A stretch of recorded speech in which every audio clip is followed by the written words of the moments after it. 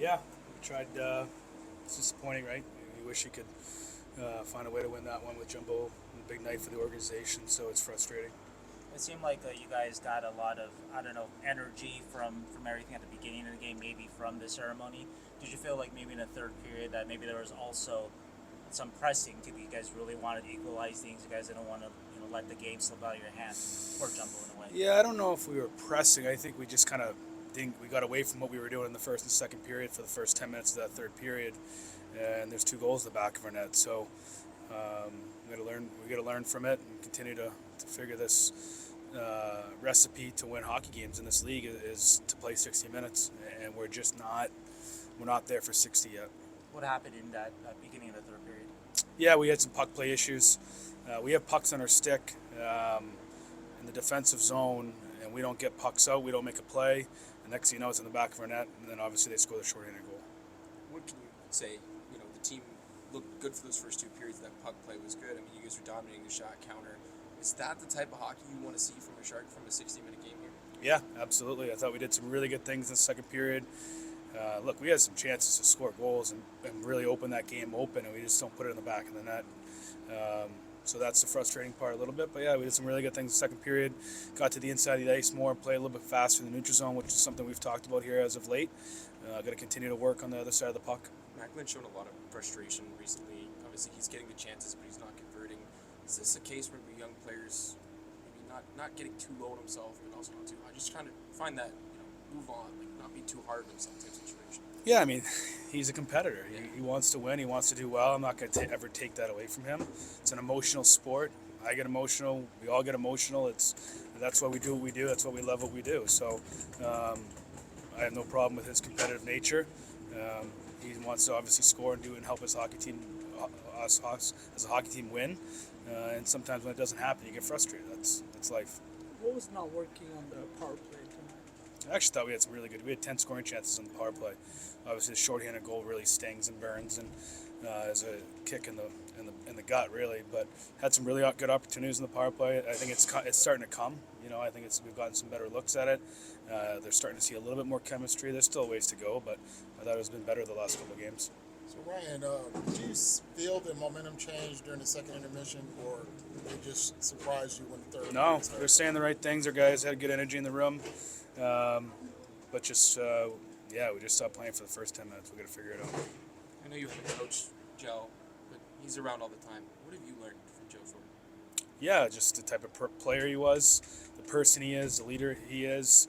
I mean, he's at the rink almost every single day, and he's retired, so we see a lot of him. What I will say is, what I see with the alumni, the guys that have came back, is how much they care for each other, and that's what we're trying to do in there.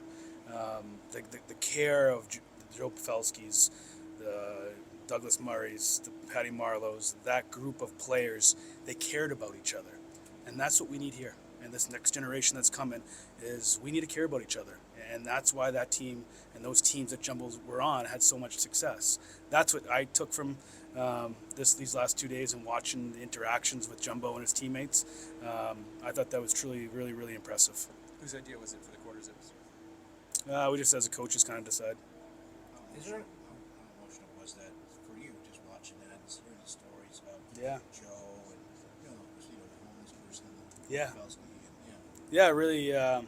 It's just the type of person he is, right? And the organization, what he's done for this organization, for this community, the things he's done that probably people don't even know about. That's who he is, right? And the more he feeds off into that group in there, the better we're going to be in the long run. So emotional. There's just again talking about his family, and these players go through a lot, and there's a lot that goes into their careers and their craft, and you reflect, and I'm sure Jumbo reflected a lot this last week.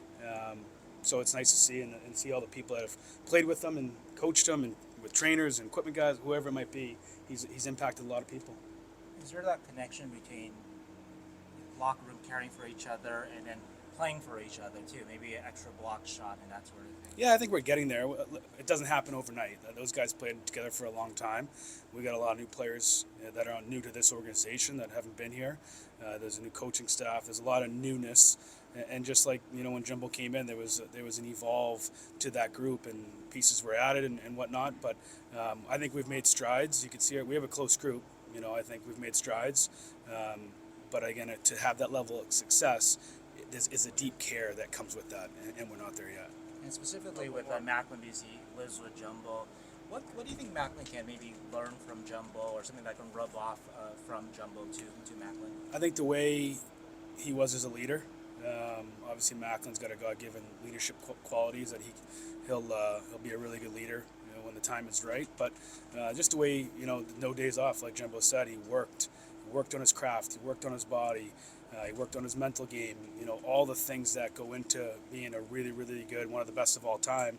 The greats do something a little bit different. The Tom Brady's, the Tiger Woods, the Joe Thorntons, they're driven by something that's inside themselves, and that's what great athletes do. And I hope Macklin's starting to see that a little bit, I'm sure, but and will, living with Patty. So we're very fortunate to have both those guys in our organization. What do you thought of Luke Cunning's game tonight? I thought he was good. I thought he's been good the last 2 games. His skating is getting to the inside of the ice, cares deeply about trying to help our team win hockey games. So can't say enough good things about Cunning.